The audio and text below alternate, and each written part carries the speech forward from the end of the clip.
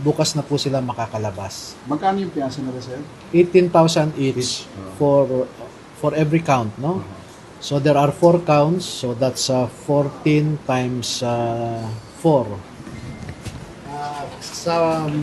Sa Pasay, MPC lang ang available. Opo. So, mababang jurisdiction. Yung RTC, wala na. Pumunta kami sa Manila, wala na rin yung night court doon. So, ang pag-asa na lang is tomorrow. Bukas po ng umaga.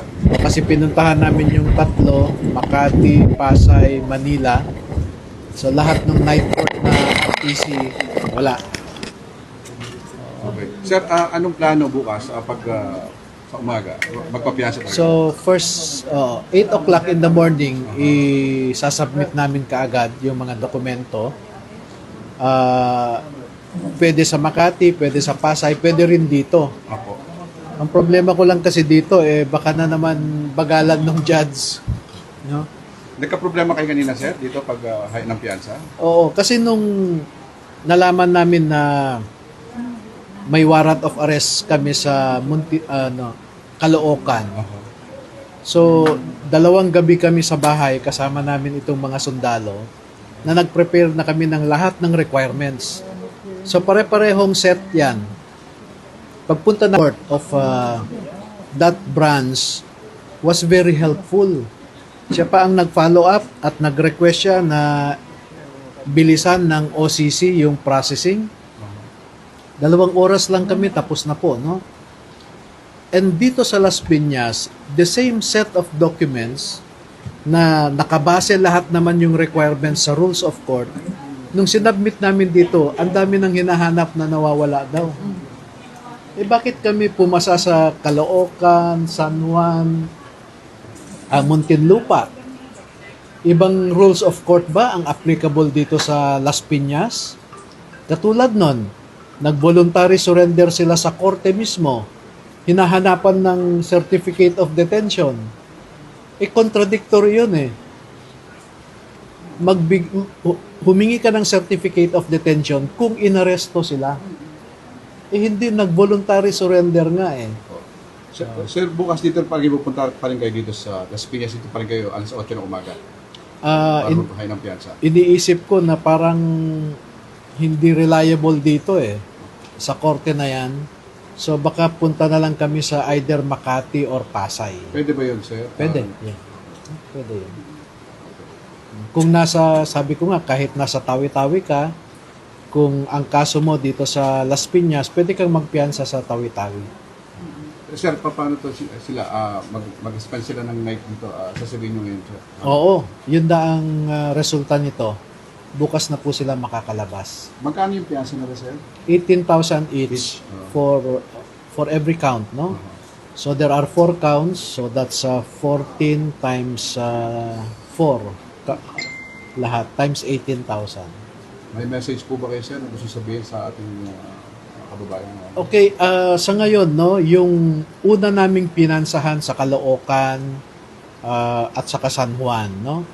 Marami tayong kababayan na nag-contribute, no? May nagpadala ng 1,000 galing sa isang merong talipapa sa Cebu at saka dito sa Manila. 1,000. Meron ding OFW na nagpadala ng 30,000. Mga ganon, no? So marami, may mga 5,000, etc. So nakaipon kami. Nakita yan ng mga sundalo natin. So nakapagpiyansa sila ng it's about 140,000 in San Juan, no? Sa Caloocan naman mga 679,000 ganun. So salamat po sa ating mga kababayan na nagbigay ng tulong. Last na lang, sir, kanina lumabas sila pa medical, sir, wala mong problema sa kanilang kalusugan yun? Wala naman, no? Okay naman. Alright, sir. Thank you po. Attorney, ano oras po yung mga schedule na tomorrow? 8 o'clock. 8 o'clock, simula na po yun. Ano pong gagawin niyo tomorrow? Isasubmit namin yung mga dokumento na yung required talaga na set of documents, no? Meron kang barangay certificate that you are a resident of that barangay, may sketch ang bahay mo, may na dapat pirmado ng barangay captain, no? So yun lang. Pero nagulat ako, ang daming hinahanap na dagdag na requirements kanina. So, Attorney, dito po, iiwanagin lang po natin, dito sa warrant na inilabas po sa Las Piñas Court, hindi na po kayo isinali. Pero isinali po kayo sa pag-file nila Villanos. Ganun po ba? hindi ako kasama sa mga akusado dito kasi perjury, so hindi naman ako pumirma sa affidavit. No? Pero yun ang gusto ko pong sanang maintindihan ng ating kababayan na yung Office of the Ombudsman nag-conduct talaga ng factual investigation. In-examine lahat itong 18, no? At kumbinsido si Ombudsman, no? Isipin mo, 8 abogado ang sabay-sabay na nag-e-examine sa kada isa. No, parang kino-cross-examine ang kada isa, no? 8 abogado 'yan. And they were supervised by 1 assistant ombudsman at saka isang chief of a field investigation bureau, no? Mga senior na abogado.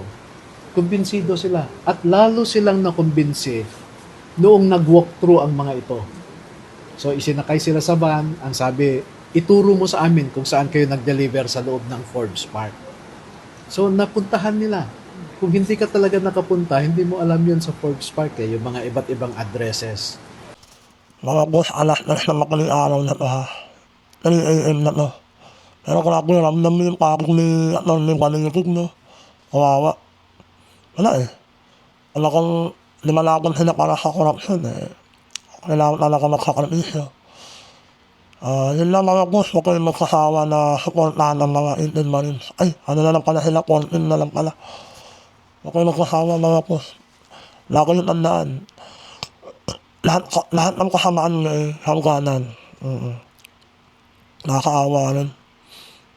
Nakakaawa. Wala, kung may pera lang ako eh. Tulong ako rin ako, wala eh. Sakto lang pera ko. Kami nakanap yan kanina mga boss. 1 million mahigit. Oo. Grabe. 18,000 times 4 times 14. Grabe. 1 million mahigit yan. 1,100,000 ako. Nakakaawa. Ako kaya ko na ibigay. No, support na lang. Post. Moral support. Ano kaya ko ibigay kasi wala naman tayong ganun kalaking pera para mag-upload. Siguro kaya ko lang ibigay 10,000 ko nun. Pero kung 100K hindi ko kaya. 3 anak ko eh. So, yun lang. Sana matapos na to. Sana lahat ng mga masamang tao na to ay mapanakot ng mga kako na to. Sobrang demonyo na nila mga boss. Hindi na tama itong ginagawa ng mga hayop na to. Sama natin sila sa mga prayers natin mga boss. Yun lang, malaking bagay na sa kanila yun. 14 Marines, laban lang at ang may maligog, nakaligog mo ang taong bayan at ang Panginoon. Alright? Laban lang.